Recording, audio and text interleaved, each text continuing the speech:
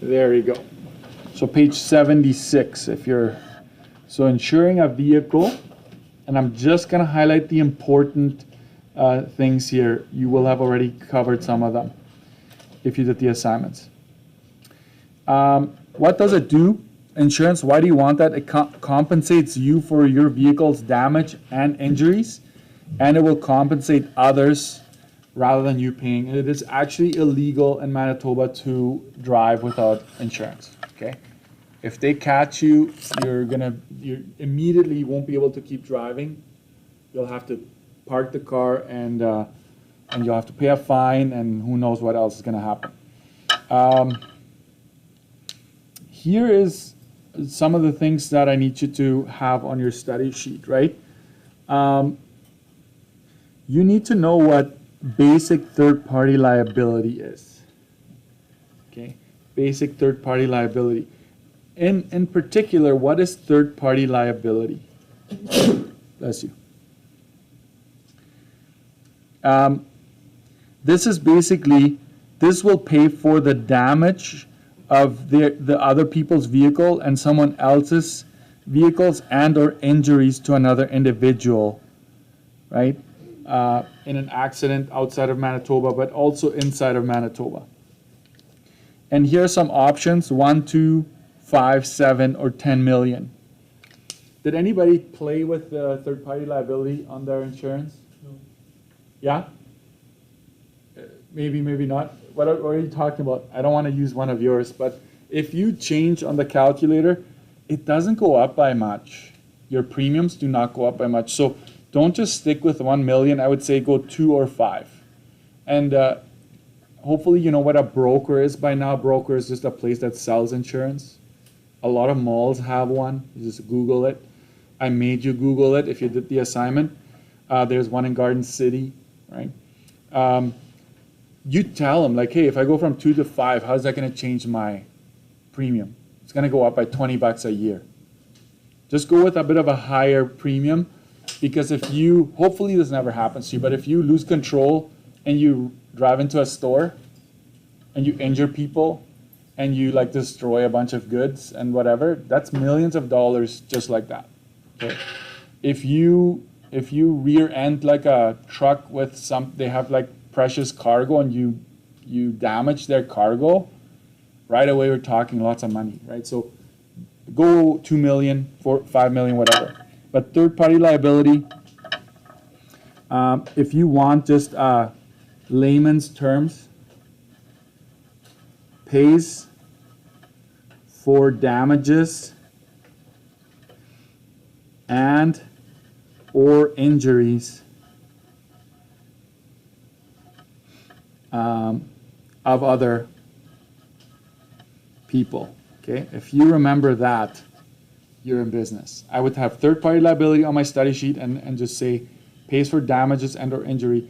Like if you injure someone and they need to go see a physiotherapist for 3 years to recover from that, that can add up in no time, right? So that's all covered by third-party liability. So just letting you know. You got that? Page 77.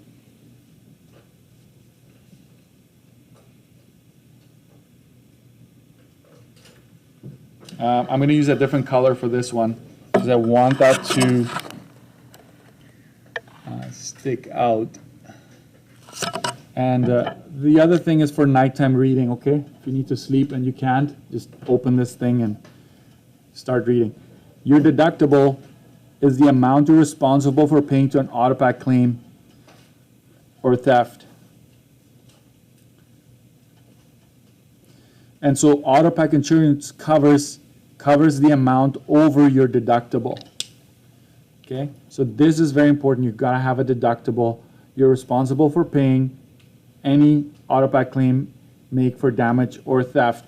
But this is what I want you to add to this. This is where I kind of, I don't think I'm adding that here. This is only, okay, make sure you add that. You only pay if at fault. Okay? If AutoPack investigates and they determine that you're at fault, you're going to pay your deductible, okay? And the deductible is like $100, $200, 200 plus. Like there's very different kinds of deductibles that you can, but you only pay when you're at fault. That is very important. So make sure you have this on your study sheet. What is a deductible? Is what you pay when you make a claim, but only when you're at fault. Because there was one year where the province says, true or false, deductibles, you always pay it when you make a claim, and it was false, because only if you're at fault. Okay. So make sure you understand that. These are other things that affect your insurance here. These are the four main ones: where you live, what you use the vehicle for, the actual vehicle, and your driving record. Those are also 4 risk factors. Can you highlight the 4 factors? So I will say these are the 4 main risk factors.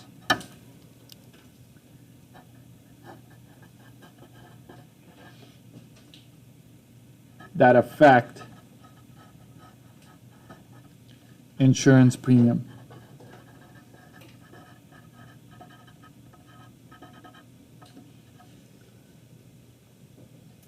These are like, if you did the calculator, this is what they asked you. When they asked you for the postal code, that told them where you lived. They asked you, what are you going to use it for? What are the options for usage? Anybody remember? All purpose. Then there's pleasure or leisure. And there's layup, right? Layup is when you park the car and you're not going to use it. You're not allowed to park it on the street. You have to park it on a private property. Okay. So, yeah. If you want, on your study sheet, I would definitely have these 4 risk factors. And if you want under what are you using it for, if you want to go arrow off of that, just say all purpose. It's literally for all purpose. That's the name says it all. Pleasure and layup.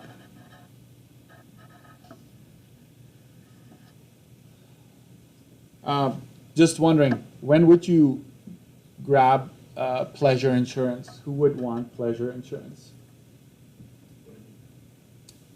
Like if you have these 3 options, when would someone want to use pleasure insurance or leisure? Anybody did some digging? When you what? When someone just wants to drive around. Just drive around? You're getting there? Yeah. For businesses? No, it's not for businesses. Actually, it cannot have anything to do with work. I appreciate you. Road trips? No. I don't blame you. I don't blame you, but I appreciate you trying, because that's what happens often. Pleasure is literally only for the occasional cruising in the city. Like if you have a classic car, you probably want to go pleasure, but you cannot use it to go regularly to school or regularly to work. Anything regular, out the window. You cannot use pleasure. Okay? It's got to be occasionally. And there's a bit of a limit on the distance you can drive. I'm not just saying this for no reason. I'll just make sure you understand that. No regular use. Okay? That's what pleasure is. And layup, you're basically parking it. So try to, whatever I'm saying right now, try to somehow make that appear on your study sheet. And maybe I'll summarize it all later on. Okay? So if they ever say there's a retired person who only drives to the store occasionally, maybe runs some errands, what insurance should that person get? You could say pleasure. But as soon as they mention a person is regularly going to work or school or anything regularly done every day, you do not want pleasure. For sure not layup, because you're parking it. Then you would have to go with all purpose. Okay? So Obviously, our all-purpose is going to be the most expensive. Pleasure is going to be less, and then layup is like it's very little. It's like $100. So if let's say a lot of you are from the Philippines or from other countries, and you want to like go away for like 3 months, then you might say, hey, I just want to lay up. I'm going to park it on my driveway. I'm not going to use it, but I want it to be insured if somebody smashes my window and breaks in, it's going to be covered, right? So that's what it does. Here are the usages again, one more time. On page 78, all-purpose, pleasure, and layup. And I actually went as far, watch this. If you want to be very specific, I don't know what the province will do, but watch this.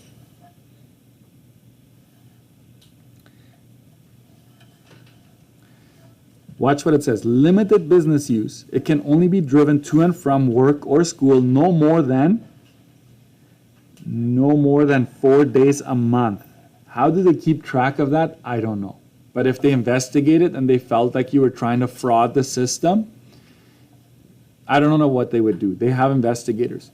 And you cannot drive more than 1609 kilometers in a year. So they for sure can track that, because they will ask you for your mileage when you start, and they'll kind of see like every year you have this many kilometers you can drive. However, it can be used to drive dependent children to and from school without limits. How's that, right? So that's, if you have dependent children, then you can without limits. Obviously, your vehicle will affect it, right? Is it a truck? Is it a passenger vehicle? Is it a van? Is it a sports car? Like that will for sure affect your insurance. Your driving record. So this would be merits or demerits. Okay, your driving record for sure will affect you, right? The type of vehicle you're using. And we're almost done, getting to the end of this very interesting lesson, right?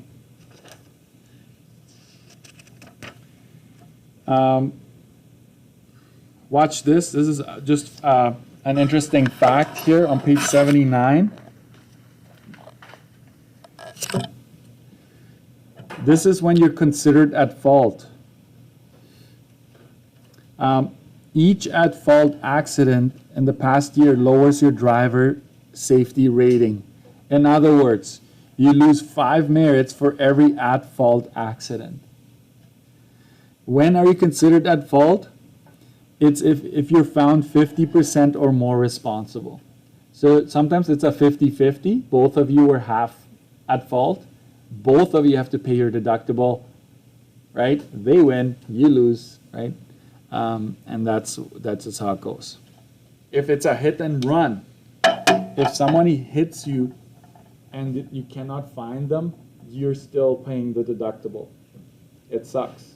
It sucks. I don't think that's fair, but Autopack says someone has to pay the deductible.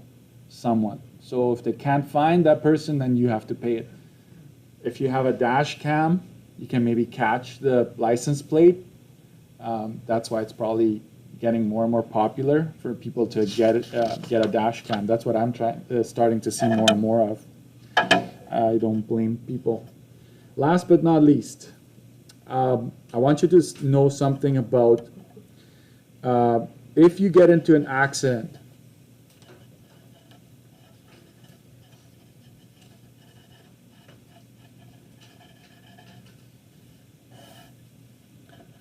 don't show them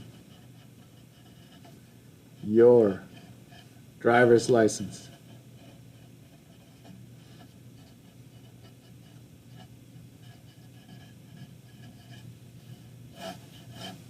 Why not? What's on the driver's license that they should not know about you, the other person? Your address, where you live. And that has gone wrong sometimes. I'm going to tell you a story. I've heard more than one already. Let's say, right, this is the other person, this is you. You should exchange You should exchange information, right? Your phone number, you should take pictures of the damage, all of that. License plate, take a picture of their license plate for sure. If you have a witness, if somebody saw it, quickly get their info. Like, can I have your phone number, your name? Get a witness, because Autopack may contact them to verify the story. But if you give the other person your address, now they know where you live. If they don't like the outcome, if Autopack sides on your side and they make them be at fault, I know a person that has gotten nasty texts and threats. It's like, I know where you live, you better change your story. And that was very scary, right? Because you don't know if that person is actually going to follow through with that or not. So don't give just here's my driver's license. Don't do that, because you're giving away too much information. Just name and last name is okay. And you could possibly like cover up your address and just show them your, can you even do that? It's probably very easy to do. Yeah, so if I were to, I know I look scary on pictures. Anyways, the address is right up there. So just show them everything but then they have your date of birth. I don't like that either. Nowadays with scamming and whatnot, I don't think you should show them your driver's license. I really don't, for sure not let them take a picture of it. And chances are you're going to get into a fender bender, right? Even a little, you got to stop, you got to exchange information. License plate, damage, take pictures, get a witness, all of that, but don't give them your driver's license just like that. I would not do that. Too much information that you're giving them. They can literally apply for a credit card with that. They have everything they need to apply for a credit card in your name. Think about it. Scary. I don't know. I wouldn't do it. Even you know, Autopack gives you, as soon as you have an insurance, they give you like a slip that has all the info of your car and your info on their address, and you're supposed to put it in your glove box. I talked to a cop. Schools used to have cops. I don't know if you remember that. So I would talk to, he's like, I would take a Sharpie and black out my address, because people smash into your car sometimes just to know where you live. And then they might come and either steal your car right from your driveway or steal other stuff, because now they know what your car is. And anyways, obviously I might be talking like 1 in 1,000 cases, right? I'm not saying this is going to happen every time, but you don't want to be that one case, right? Okay. Please stop talking. Please stop talking. I think I just want to say, under insurance, this is like my last summary here. I would have a deductible. Okay. Amount you are responsible for.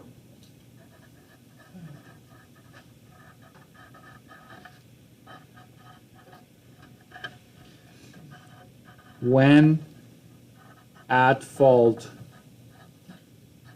claim is made. I'm trying to keep it short and sweet. Okay.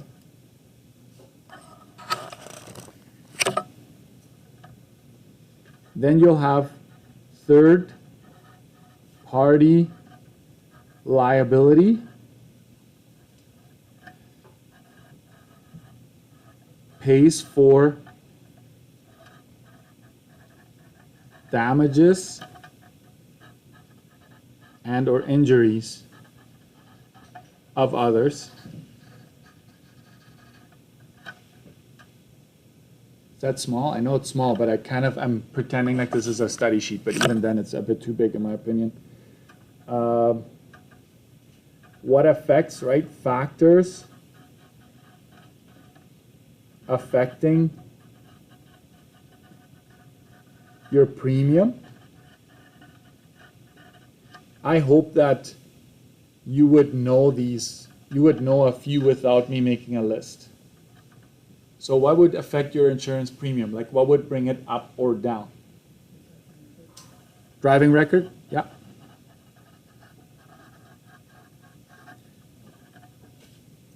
Where you live?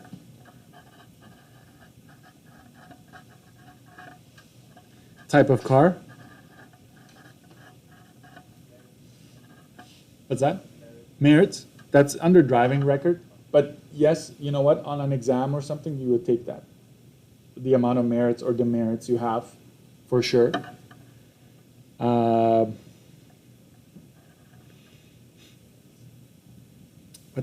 There's one more here. Type of what's that?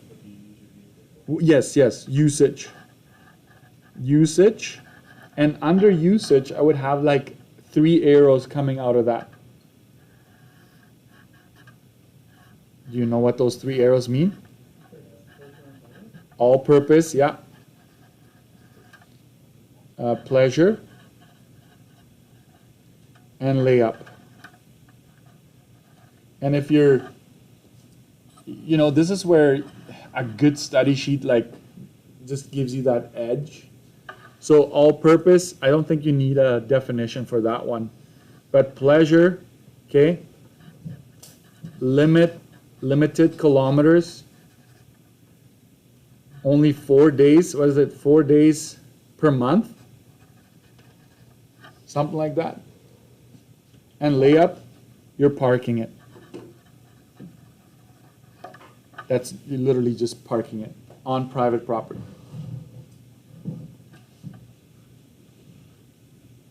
I feel like this is it. Like, this is pretty good. If you're able to squeeze in more, please do so. What else could affect it though?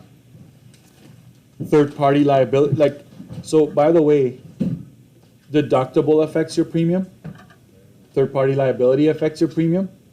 Your driving record, where you live, type of car, what you use it for, whether you use all-purpose, pleasure, layup, like, so all of these things affect your insurance in some way, shape, or form. Okay. I hope you at least get something out of this. If you do the assignment, hopefully you see that more in action. What are the 3 deductibles that I made you use? I don't have the assignment right now. I think I made you play around with a calculator, and I asked you to use 200 plus, 300 and 500, even though there are more. Which one of these is more expensive? This one is more expensive. Yes. Why is that? Because you only pay 200 when you make a claim and you're at fault. When you go 300, you would have to pay what? You would have to pay 300 out of pocket. So the greater your deductible, the more of the damage you pay, right? So that's why your premium goes down. It should at least, unless you make other changes. So maybe that's going to be my last, I promise. This is the last thing about insurance. Because this is important here. Where will I add this? I think I'll add it to deductible here, like just like that. Higher deductible equals, what are we going to say? Lower premium. That's like a bubble. Some of you are very artistically inclined. You make it like a little cartoon or something. A person saying it. So higher deductible means a lower premium. What about a higher third-party liability though? I keep breaking my promises. Higher third-party liability equals, what would you say?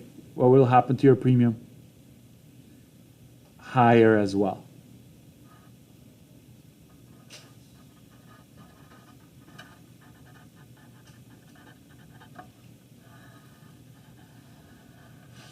So the more you want them to cover you when you cause damages or injuries, right?